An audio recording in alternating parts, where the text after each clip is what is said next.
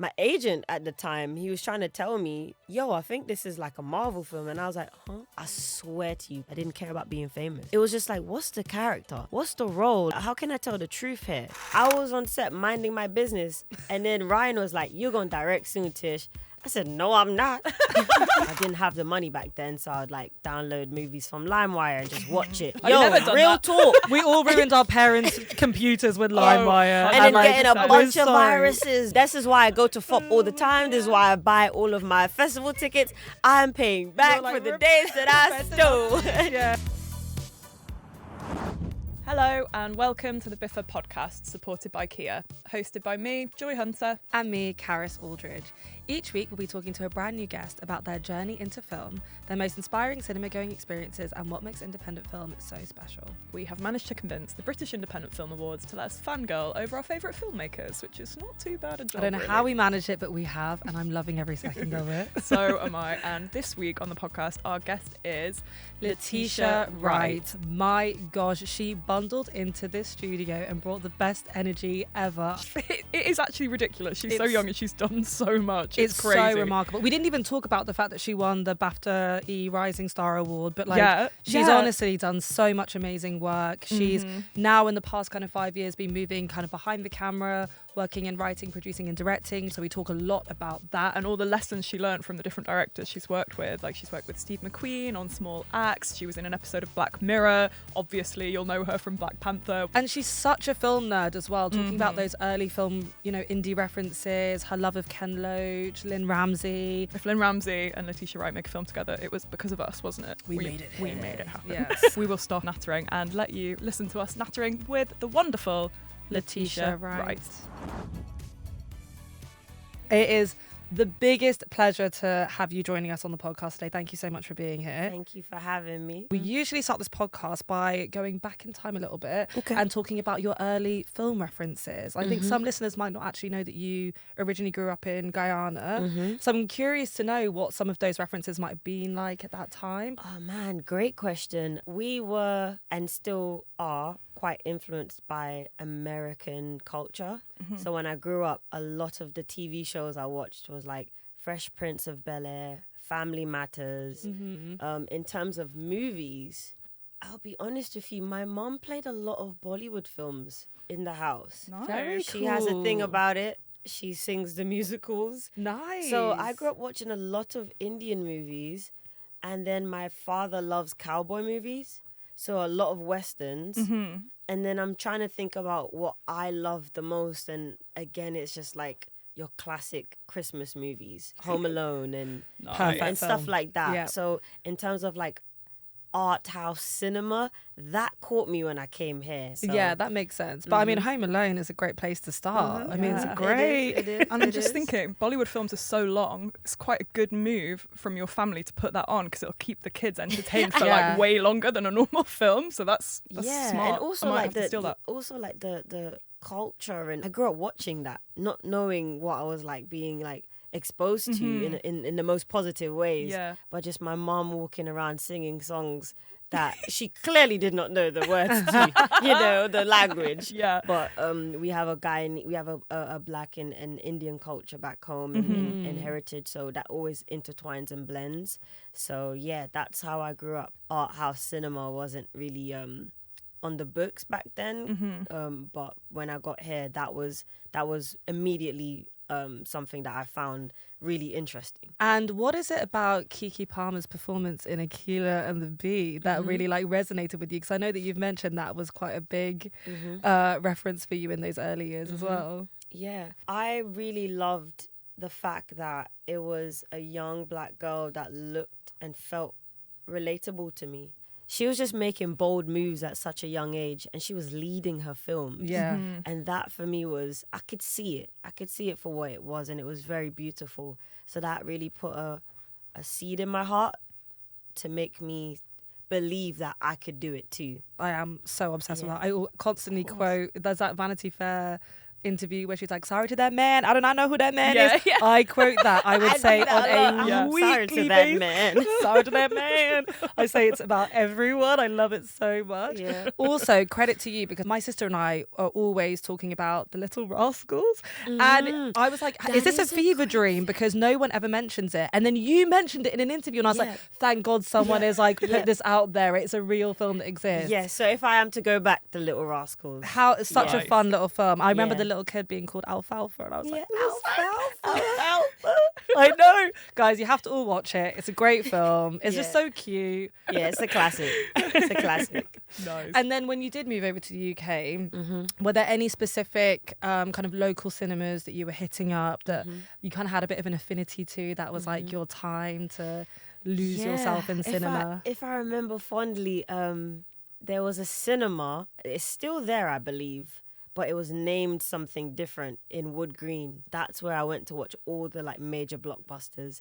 One bust. I'm not gonna bait out my road and that. My childhood road, because you know my family still has a house over there, so I don't want anyone pulling up. But one straight road, you know what I mean? Yeah. One straight bus to the cinema, and it was just beautiful. I spent most of my time there watching films as a kid, and then again, like when I got into more of your art house cinema, I realized that there was a specific type of like cinemas for that, or you know, cinema house. So like Picture House in Hackney saw me constantly. Picture House in central London as well. Everyman Cinema as well. I was always there, but mostly Picture House. I would say I was always there. And how old do you think you were when you were like kind of like dipping your toes in the art house world? I would say I was about 17 years old. Yeah, nice. But proper into it, like maybe like 20. Because there was a particular director, Michael Caton Jones. He directed Leonardo DiCaprio in one of his first leading roles next to Robert De Niro. And I remember doing a film with him, and I was leading it. And he was just very honest with me. He was just like, kid, you've got a bright future, but you just need to know about cinema. And he would like give me CDs. Back then, like, we still had CD players and Blu-ray players and all of them things there. I still have it. I still collect DVDs. Nice. I go to FOP on the Shaftesbury Lane, and I'm like, ding, ding, ding, ding. They're like 100 DVDs. The guy's like, what is wrong with you? I'm like, you have the store. Run up the purchase. Yes. Don't ask any questions.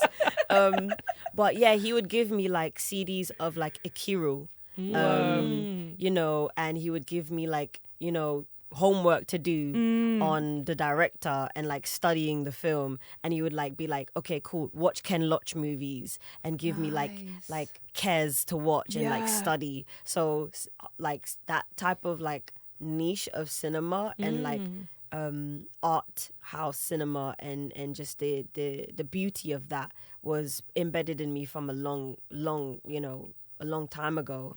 But I did some of that work myself before meeting him. I would like, you know, I didn't have the money back then, so I would like download movies from LimeWire and just watch it. I've never done real that. Talk. Yeah. Real talk. And this is why I go to FOP all the time. This is why I buy all of my festival tickets. I'm paying back for the days that I still And I'm so sorry. Yeah. We all ruined our parents' computers with LimeWire. And then like, getting a bunch of viruses. Yeah. But yeah, that's what I did. And then I would go after, you know, got some money, I'd go to the actual DVD store and buy them. But remember watching this movie called Nail by Mouth? Oh, yeah. Great. Old school movie, right? Yeah. Requiem for a Dream. A lot of just beautiful movies like that. And then it just opened up my whole world into cinema alongside my love for big blockbuster movies. God, I'd love to have someone that was like kind of giving me that film education at like such an early age. That's amazing. Yeah, it's so cool. And then to have someone to like talk about it with afterwards as well must have been so fun. Yeah. And around that time was when you were also kind of gracing the screen, because that was around Top Boy era. So how were you finding, you know, discovering your love of film and also acting in it at the same, like how were you finding that? It was beautiful. Obviously a crazy thing to do when you come from a background that doesn't really know about cinema. Meaning my family, you know, they love movies, but they've never had anybody be a part of the industry. You know, my mother's, you know, trained in Ministry of Finance, or, you know, she's a teacher. My father has background in whether it's like military or security, and my grandfather was a part of like the government back home. Okay, so that's like what we knew. And when I'm telling my parents, yo, I want to do this, they're like, how are you going to make money from that? Like, that doesn't equate to academics and achievements. Like, that seems so far-fetched. And removed. Yeah. So for me, it was like, firstly, believing in myself in a mad, crazy way. And then it was like looking at projects and looking at actors and looking at stories and the power of what stories were doing to me and how is it affecting me, and then wanting to be a part of that. And just really believing. Honestly, it was just like a huge, like, I can do this. I don't know how, I don't know when, but I can. So then when the opportunities came for me to be on set, I would love it, but also be very hard on myself because I'm looking at projects that I'm really inspired by. And I'm like, this doesn't reflect what I want to do. Do you know what I mean? Like, it was like a blueprint for what I wanted to be a part of. So I was always like really hard on myself about what I was picking, and I just wanted that to like manifest in a way that was more than what I could achieve at that time. So for example, like I'm doing a TV show and it's really, really good, but I'm just like, it's not going to Cannes, or, you know, because I'm so like, I'm looking at the movies that are going to Cannes, that are going to Sundance, that are like picking up, you know, all these amazing accreditations and awards, and I'm just hard on myself. But yeah, at that time it was beautiful to see something that I dreamt about in my bedroom come alive, and then start the work of like, okay, what does it mean to why is the cinematographer so anal about the way I shift my body in this frame? Like, why is the light so why are they so connected together? Like, all of these different techniques that you don't know when you're watching a film that makes a film, and all the different departments that come into it. So yeah, it was like the manifestation of my dreams alongside my desire to still accomplish everything I wanted from my inspiration of seeing cinema. I'm a real nerd about these things. Well, it's interesting to see that you were obviously already showing such a keen interest in the technicality and like of filmmaking and what happens behind the scenes, which will obviously track to where you are now, which is producing, directing, writing. But before you kind of got to that stage, you were in a small film called Black Panther. Everyone says that. Why does everyone start off like that? It was a huge film, man. Say it for a cultural phenomenon. Film. Like, I mean, oh my God, where to start? Like, where to begin with that? How did that even come into your existence? Like, was it a call from someone about this exciting new Marvel project? And like, how were you feeling about it all? Marvel was already kind of in its stride, so you knew coming into a project that it was going to be like big. Well, I have some news for you there. Okay. I love blockbuster movies. But at the time, I wasn't really a super uber like geek for any of the comic book movies. I knew what they were, but I didn't know the pull that it had for the audience. I didn't know how huge it could be. I just always went there to see actors act and put on a great performance. But honestly, how it came together, it's like with everything, you get a call, hey, there's an audition. This one is a little bit more secret. There was a little bit more secrecy around it than usual, but I didn't really care. My agent at the time, he was trying to tell me, yo, I think this is like a Marvel film. And I was like, huh? What? I was like, what's the character? Yeah. Because I promised myself, especially like prior, I used to obsess about acting to the point where it caused me so much like internal like pain because I wasn't achieving what I wanted to do, and I was comparing myself in an unhealthy way. And creatives, we do this a lot. We compare ourselves amongst ourselves in the worst way. and we don't ever give ourselves a break or a chance to dream, but we just literally go, she has this and I don't have that. Right. He has this and I don't have that. Yeah, and those people are thinking the same about you, and it's same like thing. a disease, isn't it? It's They say terrible. comparison is the thief of joy. It's really not good. And I lived that for a long time where I couldn't enjoy what I was doing. I wasn't celebrating what I was doing because it wasn't good enough. Little dude, did I know it was training me and teaching me for those very moments like Black Panther. But prior to this Black Panther moment and audition, I was so depressed. I was so down. I needed to take a break and I needed to find my joy and my love in something else. So I went down the path of faith and I found that life is just bigger than me. There's more to life than just the little circle of a world that we create in our brain. And if I just let go and let God, like, things could happen. And I went in this journey. So Black Panther came on that pathway of letting go, letting God, just chilling the hell out. Chill out, bro.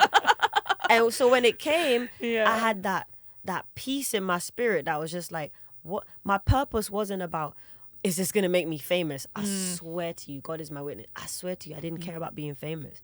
It was just like, what's the character? What's the role? Like, how can I tell the truth here? And I promised myself that I'll always live by that. So when I went in for it, when I auditioned with my friends. Like, I was like, yo, I need to do a tape and send it to America.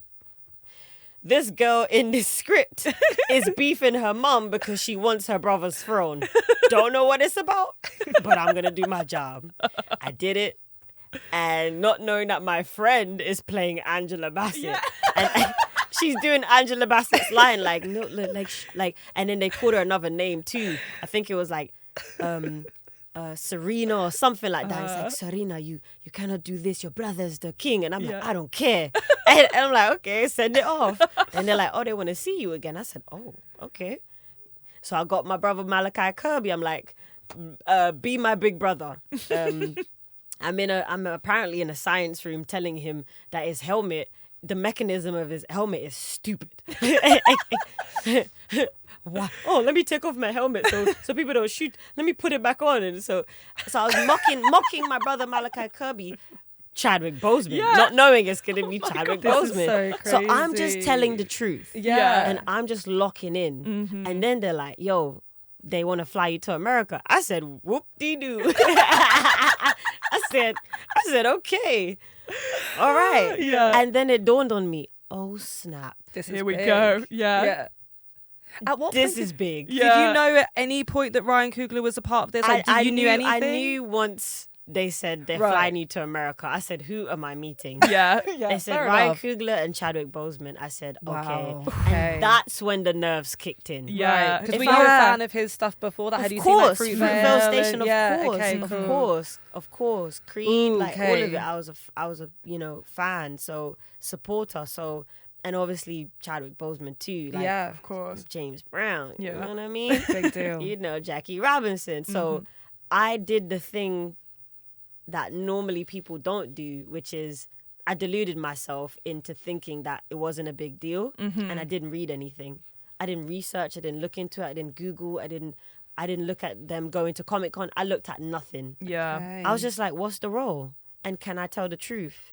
And that got me to LA. And that and a prayer, incredible. Obviously. Yeah.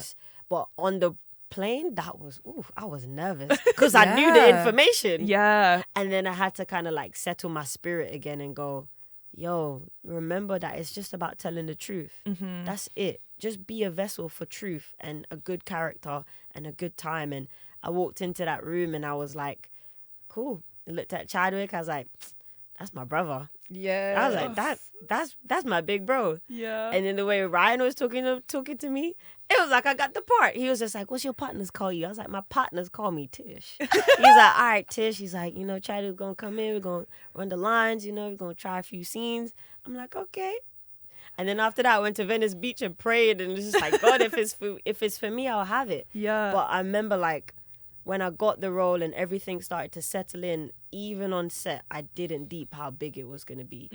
I think we all didn't allow the rush of that truth to deter us or distract us from the mission, which was just putting on a great performance for these characters and doing something that's never been done before and enjoying it.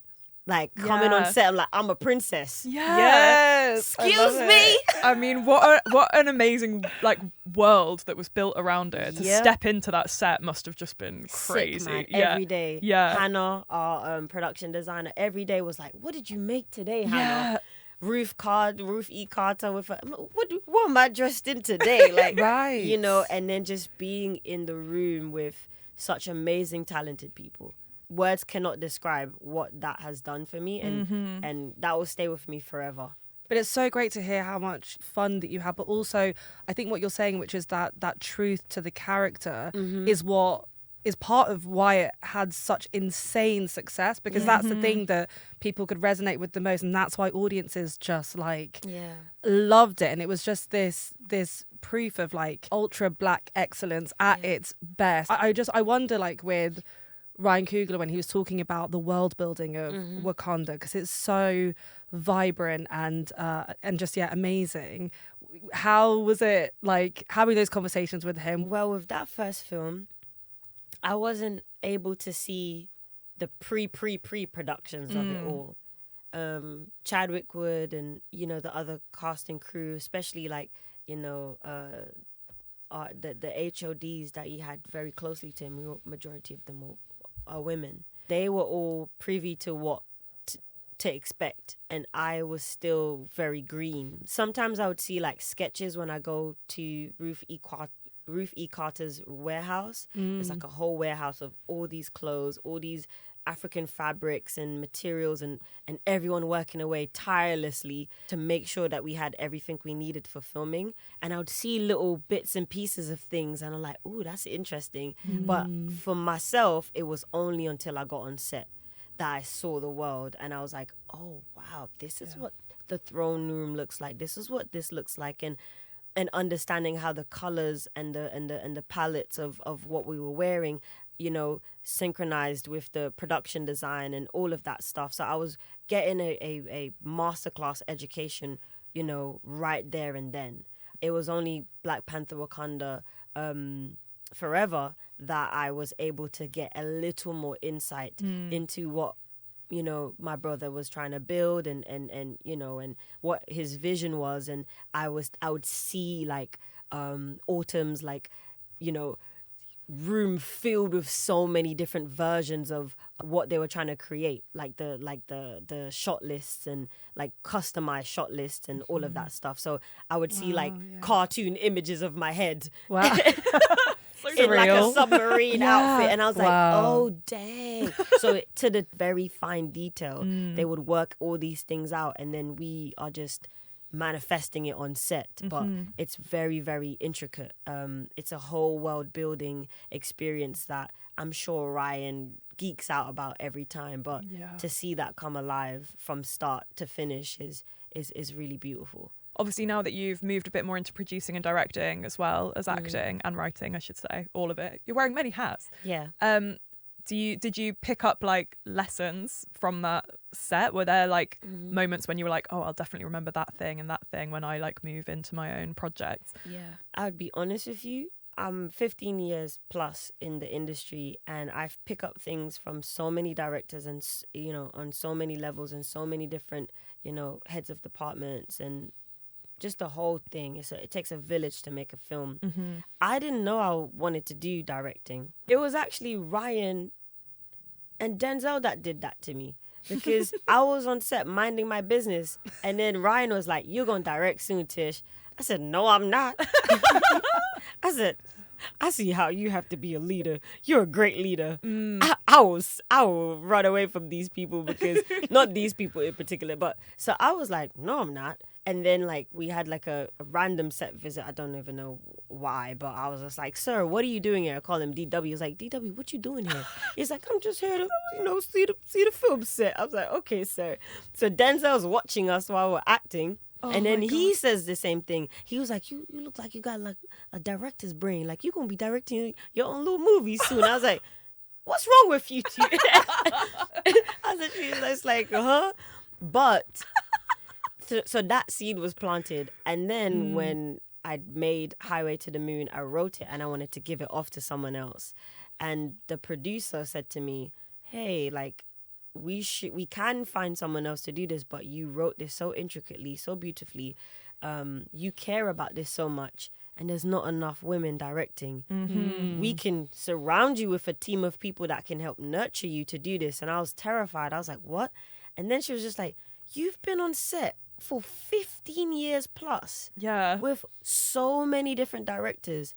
You need to sit down and recall all the things that you've learned. And that's when the floodgate of like information and memory just came back to me. Sometimes you don't realise like how much you've learned in those spaces until it becomes time to like practice it, right? Because it all goes in by like osmosis, and then it comes out without you even really realising. But and you really have worked with like the best of the best, from Ryan Coogler to Steve McQueen, Jan DeMange, Frank Berry, Sally El Husseini, so many great directors. Do you remember like the best piece of direction that you've been given?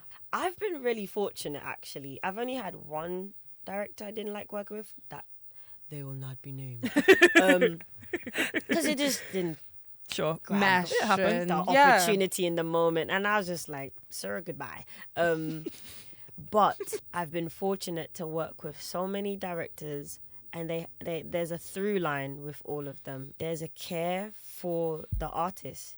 They're like an actor's director. They really care about what you're building, what you're doing, all the research that's going into what you're trying to create, and they care about how they're gonna make a set and make everything just work and be seamless for you to have the best experience and performance.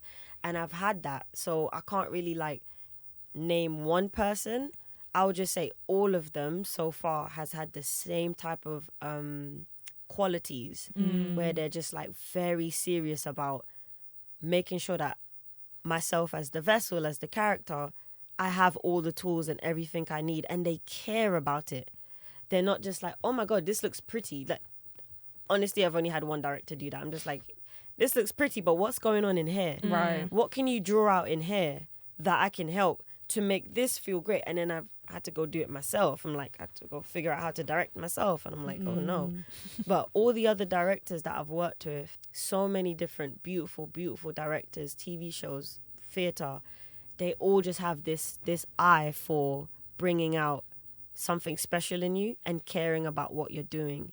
That stayed with me, especially when it came to doing Highway to the Moon. Yeah. Because I understood what it felt like to be seen by my director and respected too. Like they cherished what you have. You know, they cherish what you do to build your character and to bring that to life. It's like a spiritual experience for me.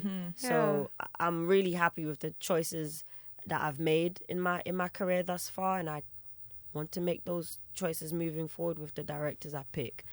The best advice that they've all collectively given me is just to, you know, make sure that that character is in my spirit, in my body, and just trust in myself, and trusting that they have me too. You know, trusting that the set is here for me, the product, they're here for me to help me have a great time, you know, bringing this character to life. Like enabling you instead of like imposing a vision. We're here for you. They give you all the tools and then let you kind of succeed. We are a team. This is not us against you. It's not it's like no, we're a team. I do remember like being on the set of Small Axe. It's a huge scene, and it was a one take, and we're shooting on film. Oh wow. Yeah. So we didn't have like a cut, and it's like a one take. The cinematographer has to move through all of the characters and make sure he hits the mark on. So I remember like Steve preparing Shabier, our cinematographer, and his team, and he's like, Tish, are you ready? And I'm like, got this, let's go. And he's just like, cool, my actress is ready, let's go. And we had a couple takes to do this, and it was one take, you know, a one shot situation. And shooting on film is no joke. You know, you can't waste a single inch of film. So he's doing that, and I remember something went wrong, and he literally was just like, hey, like, team, like, focus pullers, like, come on, like, everybody be on your A game. She's giving you everything, and we can't capture it. And that moment for me was just like, he wasn't like, oh, that's cool. He's just like, guys, like, if she's giving, we have to meet her there. Right. And I remember the team and the room just being so locked in and focused, and that was one of my favorite experiences on a film set. And then just hearing that check the gate, and then the gate is clear, like everything is good. And him just like rejoicing and like picking me up and spinning me around. He's just like, that was a phenomenal performance. That was like one of my favorite moments on set. But I had many of those with all those directors where it's just like making sure the team is in sync to make sure that we could perform to our best. Going a little bit back to Black Panther and your character of Princess Shuri, I mean, she's a character who kind of has quite a weight on her shoulders in terms of the responsibility that she has to her family and to her kingdom. And it's really a film that talks a lot about legacy, which actually I think is kind of a through line of a lot of your work, interestingly. What does legacy kind of mean to you? It's everything. Firstly, what I love about the opportunity to explore legacy for Shuri, especially in the second film, is based on everything that we built in the first. We built something that many people around the world, no matter what you look like, or where you're from, could just be like, wow, I've never seen anything like this, and I'm intrigued. I'm pulled in. And what it did for like so many little boys and girls around the world, sparking their minds and their hearts, whether it's inspiring for them for science, whether it's inspire them in the way they think about themselves. So that was always a part of the thing that held us together as a team of what we're trying to make. And then the second film, obviously, losing my brother and thinking about the ways in which I could move forward with it, that was something that came back, you know, legacy and what he was a part of, and also like the types of films that he did too. I used to make fun of him, and I remember making fun of him on set one day, and I was just like, what are you going to do next? You're going to do another biopic? And he looked at me, and I was just like, I'm sorry. I'm like, I'm sorry, bro, but you know you be killing them biopics. But yeah, he always was very focused on something that was meaningful. And I loved that I could see that in someone else. Also someone that was older than me, and represented like leadership to me. So I knew that what I was feeling in my heart from like back in the day, from like being 18 and, you know, doing certain TV shows or doing certain things and like always chasing my legacy, I could see it manifest in someone else. And he happened to just be my big brother, on screen and off screen. So it felt right to have that be the North Star of what we were doing for Black Panther Wakanda Forever. That it felt right to let it keep running, you know, because of the inspiration that it provides for so many young kids around the world and what he would want too. And that the fact that he didn't let anything stop him from achieving his legacy, even to the last point. That also goes into the way I live my life, and even more so, you know, losing my brother has cemented that desire in my heart. That whatever I do, whatever I'm a part of, it has to be a part of my legacy in an impactful way, because time is very limited. I don't know how much time I had. I would like to live to 100, but I don't know if I will. So how much time do I have? And if I was told I'm gonna be here till 60, how would I use my time today? I literally was having these thoughts at 5 o'clock in the morning. Those are some 5 a.m. thoughts. We've all had them. But life experiences have taught me that we don't know the time, we don't know the hour. So we have to make each and every day count, and what we're doing count. I think it's really clear from the projects that you've done, you know, since have really been like a testament to that. It's clear that you take a lot of consideration in the storytelling and the meanings behind that. You know, it's so nice to hear you talking about your relationship with Chadwick, because it does feel like, obviously we as audiences can see it as this like lovely brother sisterly relationship on screen, but to know that it was like that behind closed doors as well is beautiful, and it's amazing that it was captured on screen forever, really. That's the sort of, I almost feel silly saying it because it's kind of like a basic observation of film, but it's important to remember that that's the magic part, is that those films are like there forever now. You know, and that's such a special rare thing, and that's, you know, all ties into that idea of legacy, and that's a beautiful part of it. Film stays forever, and that's actually one of the things that Michael Caton Jones told me too, and he has a lot to do with that in terms of like the way I was picking certain projects after working with him, because he was just like, don't make stupid choices. It's like make smart, intelligent choices, quality, not quantity. And then he literally said, because film stays forever. He literally said that to me. He's like, film stays forever. So even though everything is still fresh, and you know, losing my brother has been one of the hardest things in my career, I forgot that we have those moments that's captured, and that generations upon generations can watch that film. I literally did not deep it like that, so thank you. Oh, well, thank you. Thank you. You talk about making very intentional choices throughout your career.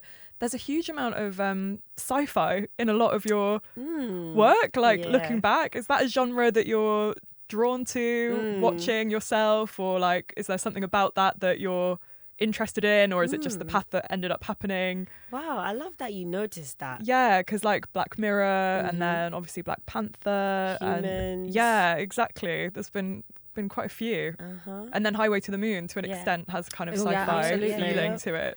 I guess it's the blockbuster films that I watched as a kid in Wood Green. Really, it all goes back to Wood Green. Do you know what I mean? And like watching like Independence Day with like Will Smith and like Wild Wild West, like.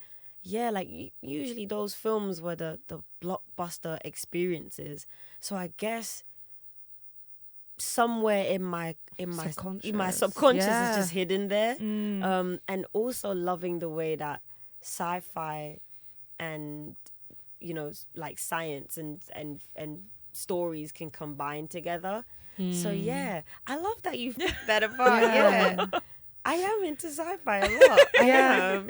Well, you'd read this really interesting essay that was kind of exploring the whole school of thought that is that sci-fi can often really resonate with black or non-white audiences, because it explores the ideas of like alienness and like otherness, and it seems to be a really great creative medium to explore those ideas. It was a John Okomfora documentary called The Last Angel of History, and in it there were a bunch of different filmmakers and musicians talking about how sci-fi resonated with the black experience for them growing up, because it was about read this. We'll send it it's your way. Really and it was about like interesting. sort of people being displaced over time, and like diasporas, and sort of how exploring certain sci-fi tropes it kind of reflects some of those like real journeys throughout history, and it was like mind-blowing. I loved it. I'm intrigued. It did. I was thinking about that when we were watching Highway to the Moon, because there is that sort of like space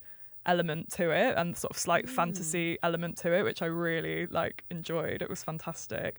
And yeah, I'd love to know a bit about what we heard. But well, if Denzel Washington tells you to go and direct, you're going to do it, so that's probably why. But I'd love to know a bit more about like you gathering your crew and casting and bringing that project together. Thank you for asking. I've been dying to speak about it for so long. Come on. Yes, the process was a humble one mixed with a little bit of grief. My friend's brother was stabbed in 2019, and I saw her just grieving him, and I knew him.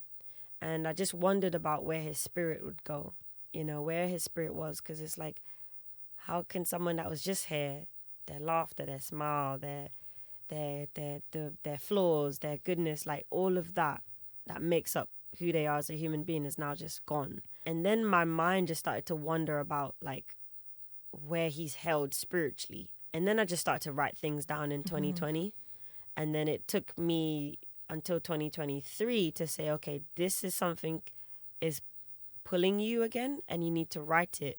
But I knew that I wanted to make it like a sci-fi element, like a fantasy element, not knowing fully why, but feeling like that was like the best way to tell this story of like a purgatory experience. Got a co-writer to help me just to like find the structure and the ways in which I needed to put it together. I then had to like, I wanted to give it off, like I said, to someone else, and the producer was like, don't do that. This is a time where you can literally use this to learn what it's like to put a team together for yourself and make this happen. And the first thing was finding the boys. I knew from doing Small Acts that there's an episode called Education, and there's a young boy in there called Kenya Sandy. Oh, yeah. And he was brilliant. And I remember Kenya Sandy in that episode, and I always thought that I wanted him to play Micah. So I immediately sent the script to him. So I put him as lead, and I auditioned a few other boys as well. And just their encouragement and how different they felt about the script. They were like, I've never read anything like this for me. I never read anything that, you know, usually is written in a very stereotypical way.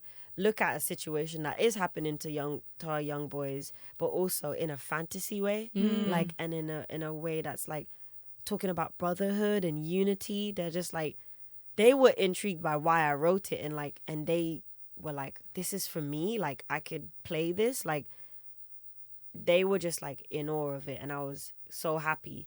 And then I thought to myself, okay, I want to give opportunities to boys who may never have had the opportunity to act before. So I had like workshops in London and workshops in New York. So I found my 3 other young kings, shall we call them, Victor, A.B. and Sekou. I found them in a summer camp called Umoja. I put them through acting classes as well in New York, paid for that for them, and just giving them an experience, because I believe like you should never make something. There's like a quote that I live by where it's just like, never about us without us. So it's like, if you're making something that's about a particular group of people, you should research, you should talk to them, you should ask young boys, what is it like to be a young black boy in society today? Yeah. Don't just write because you think you assume what they feel. You need to like ask them.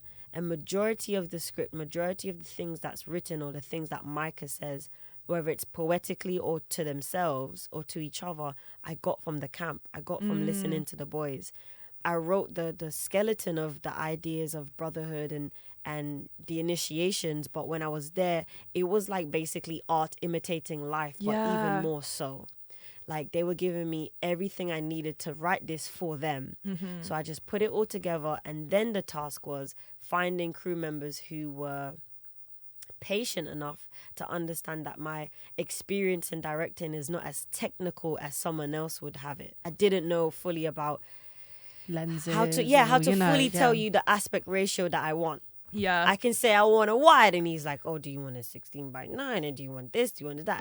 And I would be like, I want to shoot it on film. He's like, what type of film? Do you want 16 millimeters or do you want 35 millimeters? You're quoting someone else asking you that question, but even as you say it, I'm getting panicky. I don't know the difference. It's so technical. And then so I found, I remember going to all these different cinematographers and like trying to find the right person. And I found Andrew Ewing Trung, and he was great and gracious to me in teaching me. And he would I was just like telling him, basically I would go on like Shot Deck and like find my favorite films and favorite kind of like examples of the type of shots that I want for each scene and make a deck out of that. And then I would say to him, I want this, but I want this to feel distorted, and I want this to feel slow, and I want this to feel like we're in a moment in time. And he's just like, step printing. And I'm like, what's that? And he would teach me about it. And I would go in a geek file of step printing and watch like all these different movies that's inspired by it, by the technique. Just all my favorite directors and all my favorite films, I would just like drown myself in all of these references and then try to find a visual language and a way to speak to my cinematographer to help me find the best way to do it. So he would teach me like to make it feel confined and a little bit more claustrophobic and a little bit more like dangerous. We can make the aspect ratio smaller, tighter, and just have that gritty, grainy effect of the film, and then just put what we need to do there with the editor, and then Arizona, the in-between was really wide and like, you know, the landscape was the landscape like expansive and just like they're in another world. We underestimate as actors what goes into making a film. Yeah, and just like the technical jargon, which can also sometimes like lock people out. But it's nice to have people that are inviting you in. And someone's like, this is ProRes and this is this, and you know. Yeah, thank God for Google as well. Like, you know, like you know, Google is my friend. You know, I know people are not into ChatGPT, but hey, I was like, what the heck is this? And ChatGPT was like, and I was like, thank you. And I just took the information and I applied it. I remember chatting to the directors of Fem and they were like, thank you, YouTube. You taught me how to make a film. Yeah, YouTube too. Oh my goodness, YouTube videos of like aspect ratio and like sound and editing and all of these amazing things. But yeah, I found so many great people on this journey. My sound designer, my composer, my editor, my VFX supervisors, all the team that he got for me to help me. My young kings that were just like, how's the film going? And I would be going through so much and they'll be like, keep going, you know? So the journey of making it and putting my team together has been beautiful, but also difficult. But I've learned, and the next time I'm going to be even more prepared than I was before.